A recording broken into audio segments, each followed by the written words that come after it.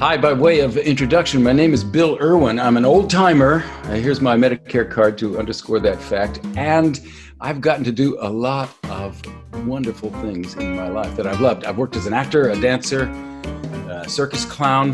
Got to work with Brooklyn's father on some of the movies that he made. Some of you may have seen me as Mr. Noodle on Sesame Street. What has captured my imagination right now in these pandemic times where we're all working with each other virtually? Right now, I'm just captured with old-fashioned nonsense rhymes, folk rhymes that have zero meaning. Here's an example. Oh, well, a mama told Papa just the night before last, she believes he's a stepping just a little too fast. Papa said to Mama, can't you keep it to the beat? I said, Hazel, cut your toenails, you're ripping the sheets. It means nothing, and yet it means something. Here's one from where my DNA comes from. Ahem.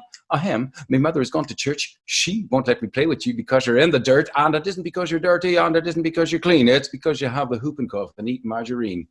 These are rhymes that just capture the imagination. They stay in our heads from childhood, some of them. These are not hip-hop rhymes. This is not hip-hop rhyming, an art form of which I'm a great admirer. It's an earlier cousin. It's an earlier relative, a precursor to that kind of rhyming. And it'll certainly serve anybody who's interested in hip-hop rhyming, DJing. It'll also tune up the muscles for anybody who wants to look at songwriting, playwriting. What I have in mind is that we get together once a week and just have fun, jog the free association, trade some rhymes back and forth.